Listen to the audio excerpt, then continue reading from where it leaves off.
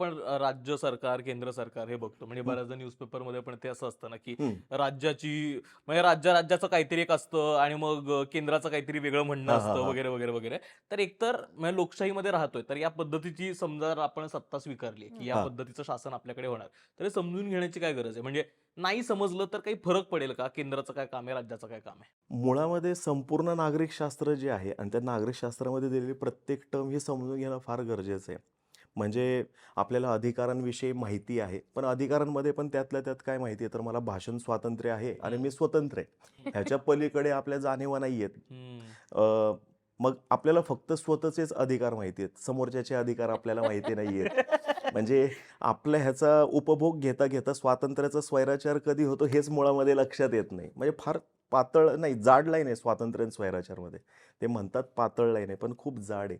ह्या सगळ्या गोष्टी माहिती असणं गरजेचं आहे. केंद्रामध्ये काय चालतं, राज्यामध्ये काय चालतं, त्यांच्याकडे कोणते विषय आहेत, राज्याकडे कोणते हं. विषय आहेत, कुठल्या विषयावरती किंवा काय चर्चा चालू आहे, ती चर्चा चालू असताना नेमका दोष कोणाला द्यायचा, नाहीतर वड्याचं तेल वांग्यावर. हं. असं नको व्हायला आपल्याला. ती तशी सगळी गडबड होते आणि त्याचं उदाहरण असं सांगता येऊ शकतं, की बाबा घरामध्ये जर का आई आहे, घरामध्ये वडील आहेत, मोठा भाऊ आहे, कोणाकडे काय मागायचं हेही समजलं पाहिजे. कोणाकडे काय हट्ट करायचा समजला पाहिजे. हं.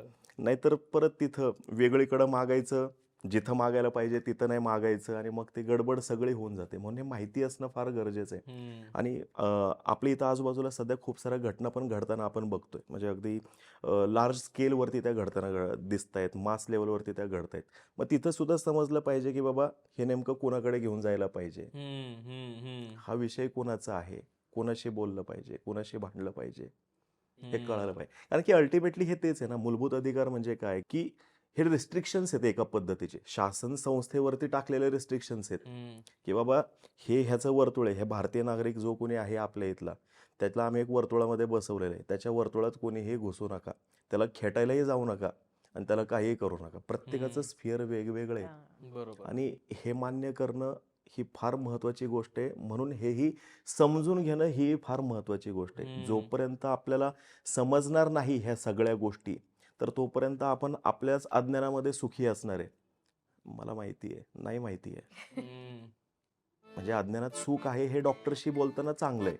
नागरिकशास्त्रामध्ये ते खूप वाईट आहे.